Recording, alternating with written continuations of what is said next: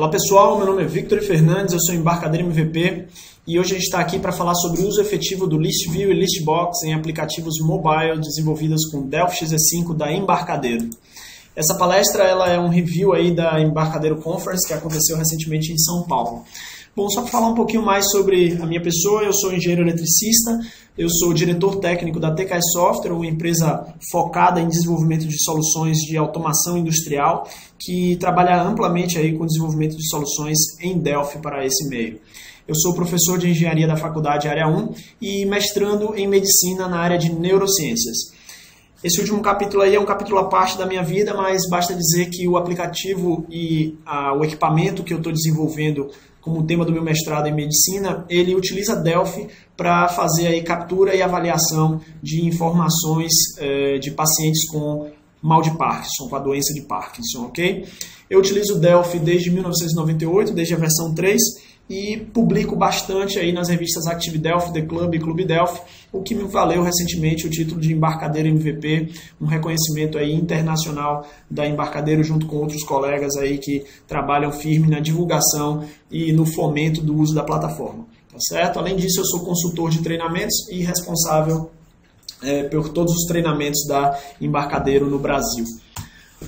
Bom, no dia do evento eu procurei conhecer e saber um pouco mais sobre as pessoas que estavam me assistindo para saber quem já tinha implementado apps iOS ou Android usando Delphi.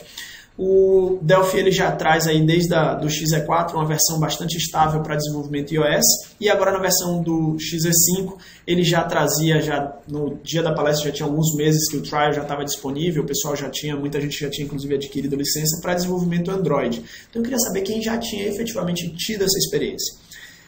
Isso é muito importante para a gente poder ver, foi importante no dia lá até para eu poder discutir alguns problemas que as pessoas já estavam enfrentando e que diziam respeito ao tema da nossa palestra. Além disso, eu procurei saber quem já tinha desenvolvido apps iOS ou Android com outras plataformas, sejam elas as plataformas nativas, indicadas pelos fabricantes, ou plataformas de terceiros, tá certo? Justamente para depois poder ter o contexto de, olha, tá vendo como é muito mais fácil desenvolver em Delphi XE5 para esses caras? Com uma única base a gente consegue implementar o mesmo aplicativo e compilar para os dois ambientes e ter o mesmo resultado nos dois ambientes. Está vendo que você está usando tudo o que você já conhece de Delphi, você está tendo uma curva de aprendizado mínima para você dar o output nas suas novas aplicações? Então, isso é que é relevante no nosso caso. É isso que a gente está buscando. A gente quer usar todo o nosso conhecimento que a gente já tem de Delphi, de como é simples trabalhar com essa plataforma, como é rápido, como é fácil, e trazer tudo isso para o ambiente mobile e aproveitar isso daí, para que você não tenha que estudar, por exemplo, duas linguagens, para que você não tenha que manter dois códigos, tá certo? Então daí a relevância da nossa palestra. E na nossa palestra nós vamos focar no que diz respeito em listas. No ambiente mobile, as listas estão literalmente em todos os lugares. Se você entra para ver suas mensagens de texto, elas são apresentadas em formato de listas.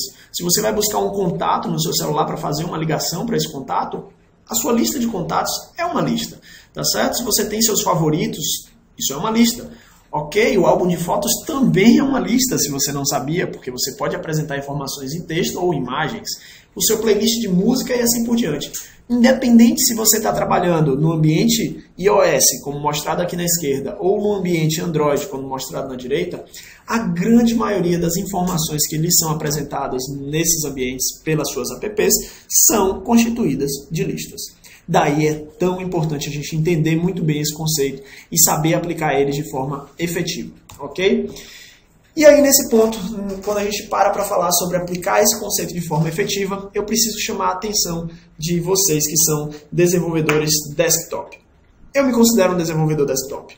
Eu trabalho desde 1998 desenvolvendo aplicações, onde essas aplicações foram sempre desktop.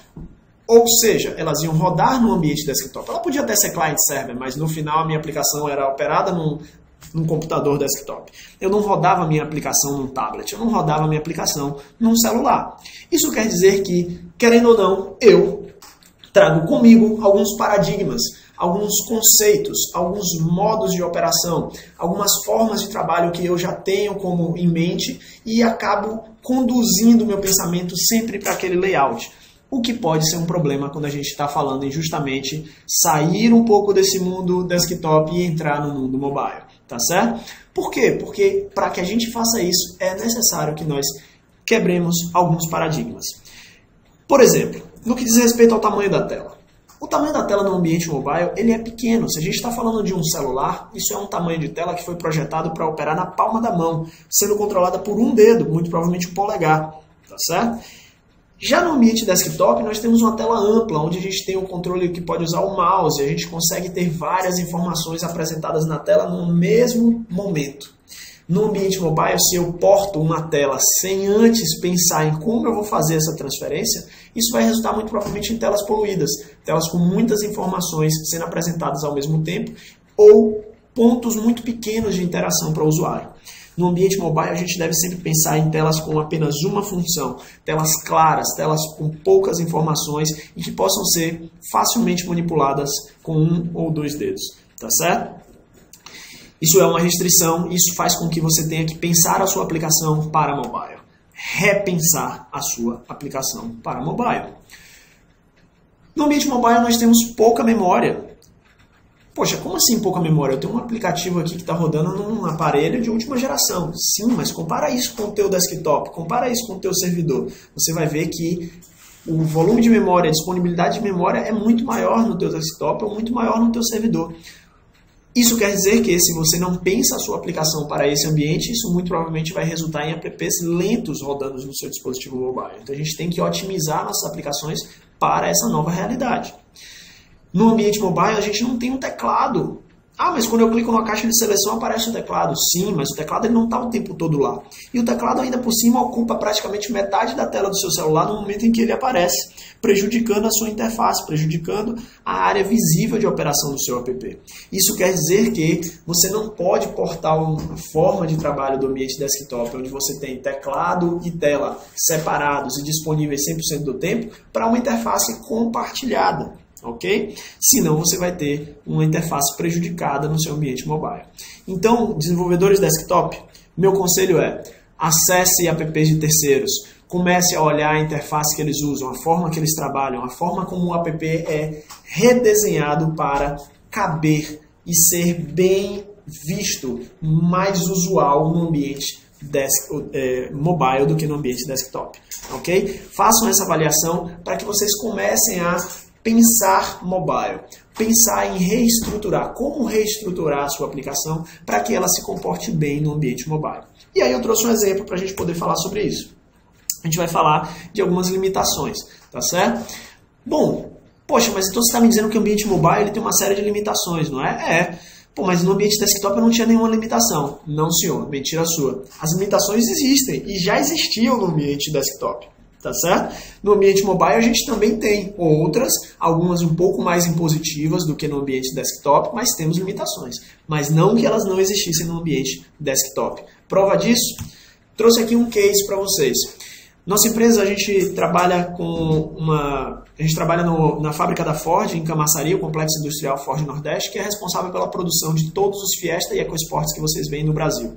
Lá nós temos um sistema supervisório que trabalha na montagem da suspensão traseira, dianteira, freio, motor, uma série de partes do carro, fazendo a supervisão em tempo real de 60 parafusadeiras que estão aplicando torque e ângulo em vários parafusos durante a montagem do veículo.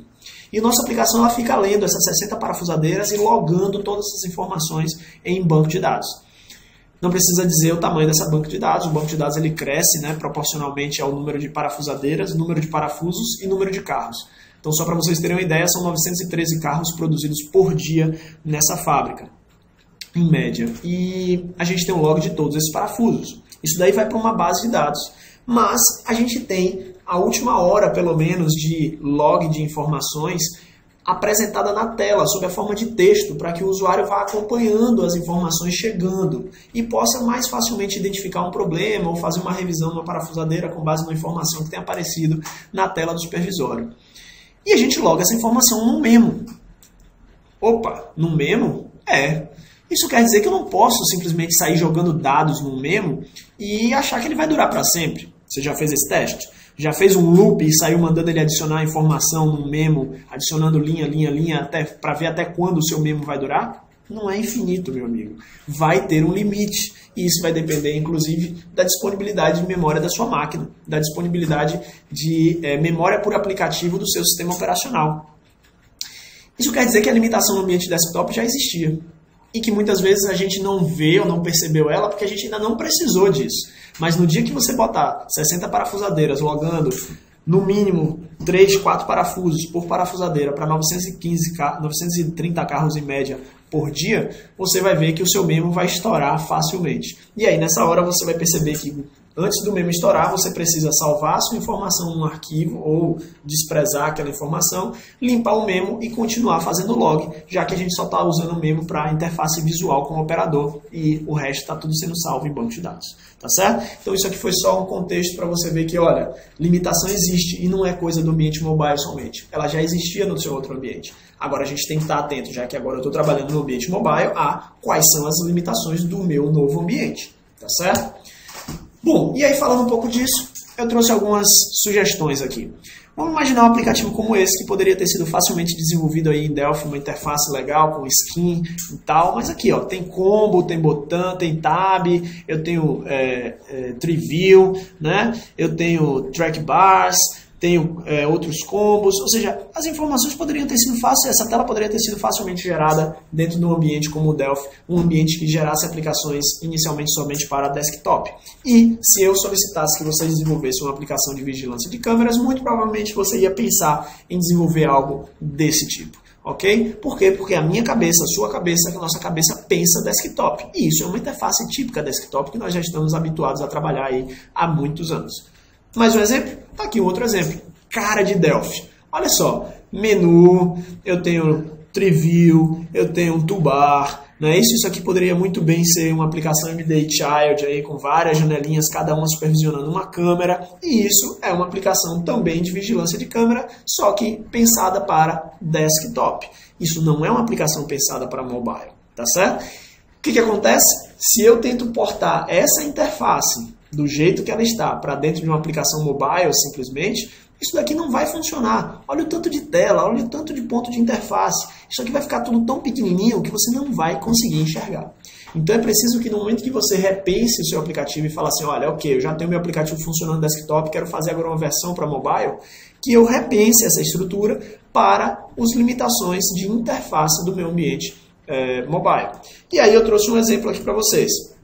Vamos ver um exemplo aqui muito legal que foi apresentado lá no evento da Digiforte, tá certo? Que está disponível aqui no YouTube, link no YouTube está aqui, depois vocês podem abrir por conta de vocês. Vocês localizam aqui facilmente buscando por Delphi XE5 app Vigilância, tá certo? E eu vou dar um play aqui para a gente ver essa aplicação. Olha que legal, então ele está aqui com vários dispositivos diferentes, iPad, iPhone, e agora ele vai demonstrar aqui a operação no Galaxy S4, tá certo? Olha a interface, duas câmeras. Jogou para cima, ele vai vendo outras câmeras. Então ele consegue ir mudando de câmera, fazendo um gesture para cima. Jogou para a esquerda, ele vê a lista de câmeras. Ele pode clicar numa câmera, ele pode ativar um alarme. Jogou para a direita, ele vê favoritos, configurações. Então perceba, como a interface ela é pequena, ele retrabalhou o conceito de manipulação dessas informações.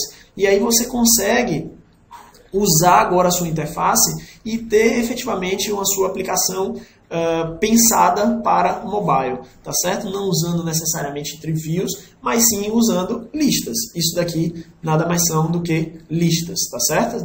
Dessas listas que nós vamos falar hoje. Ok? Então eu vou dar um pause, depois vocês têm a opção aí de acessar o vídeo da Digiforte, curtir, compartilhar. Realmente é um vídeo muito interessante, tá bom? Vamos voltar para a nossa aplicação. Então, pensando nisso, já que a gente está discutindo sobre listas, vamos falar um pouquinho das funcionalidades das listas no FireMonkey. O FireMonkey, que é a plataforma que permite justamente o desenvolvimento das aplicações mobile dentro do Delphi, usa listas e permite usar listas para apresentação de textos, de detalhes, de agrupamentos. Então, eu posso agrupar informações de modo, por exemplo, cabeçalho e rodapé. Para apresentar informações, eu tenho algumas opções de indicadores acessórios que permitem ter aqueles padrões de mais para ver mais informações, de checkmark para marcar que eu selecionei um item dentro da tua aplicação app. Busca de filtros, um sistema muito simples, que implementa inclusive de forma automática. E eu também consigo, por conta da estrutura do FireMonkey, dentro de uma lista colocar qualquer outro componente, porque a gente trabalha com o conceito de embed, ou seja, eu consigo botar dentro de qualquer componente um outro componente. A partir daí eu posso ter itens personalizados dentro da minha lista, ok? E dentro do FireMonkey, as listas se apresentam de duas formas, no componente TListBox e no componente TListView. A gente vai ter essas duas opções quando a gente quiser trabalhar com listas. A questão é quando trabalhar com um, quando trabalhar com outro. Para listas curtas ou listas que vão ter scroll mínimo, o ideal é eu trabalhar com o componente ListBox, tá certo? Eles são muito úteis quando a gente vai fazer alguma configuração ou algum ajuste de propriedades da nossa aplicação, onde eu já sei quantos itens eu vou colocar ali dentro. Muito provavelmente coloco esses itens de forma hardcode, né? Ou seja, eu vou lá e adiciono no Delphi, no ambiente de design do Delphi, aqueles itens, e ele não vai ser puxado a partir, por exemplo, de uma base de dados, tá certo? Esse seria o perfil para uso do ListBox. ListView é indicado quando eu tenho listas longas, principalmente listas associadas a dados, ou seja, eu vou puxar informações de um banco de dados e vou apresentar elas numa lista. Então, nesses casos, indica-se o uso de ListView e principalmente listas que vão ter scroll longo, ou seja, eu vou navegar buscando informações. Tá? Isso porque o ListView a gente vai ver que ele tem opções de configuração, mas ele tem opções menos carregadas de configuração do que o ListBox, o que permite melhor uso da memória para listas longas com o ListView. Ok? Bom,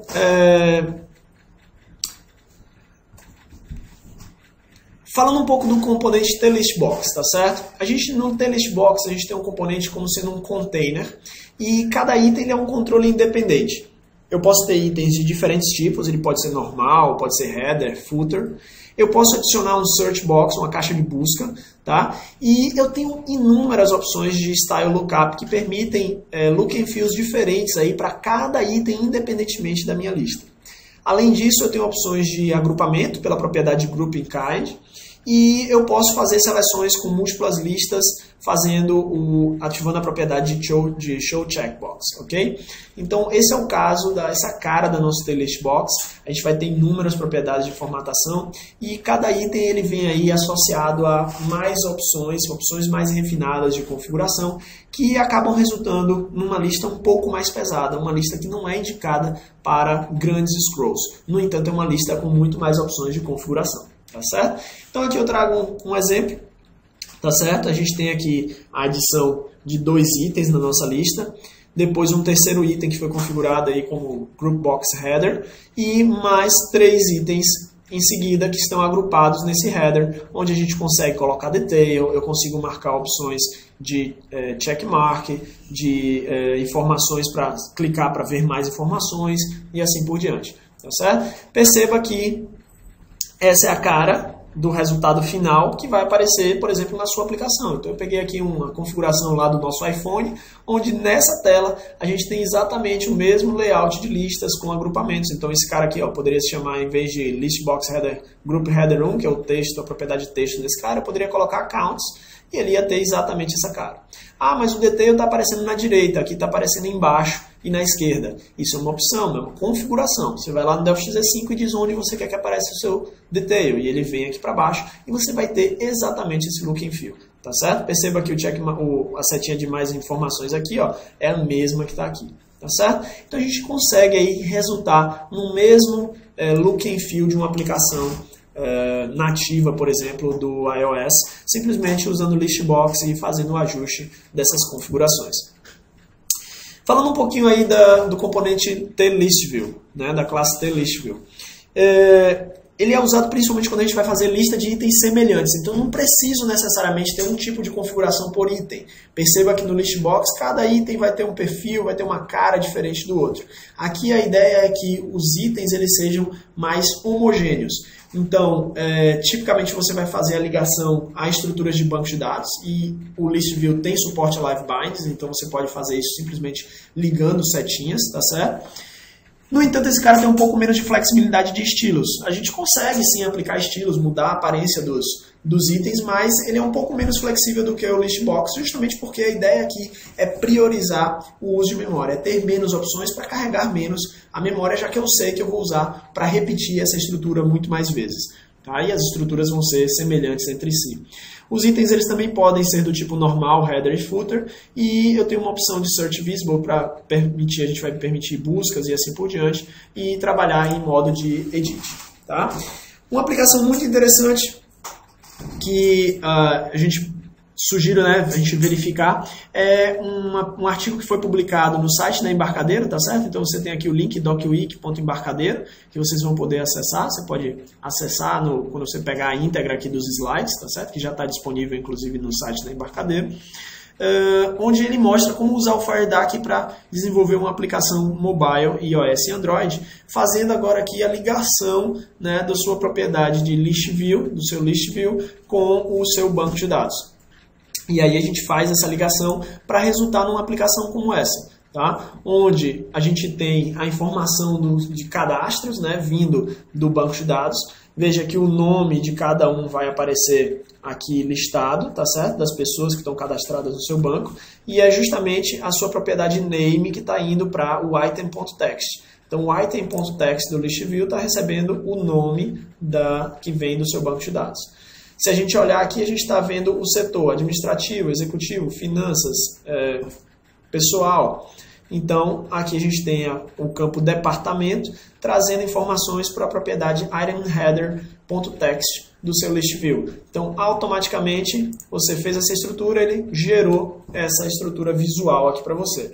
E no lado, a gente tem aqui um botão com uma informação numérica, onde a gente tem aqui um campo Seniority, que diz respeito a quanto tempo a pessoa já tem na empresa e assim por diante. Podia ser qualquer informação, salário, telefone e assim por diante, né? Sendo listada aqui uma propriedade item.buttonText.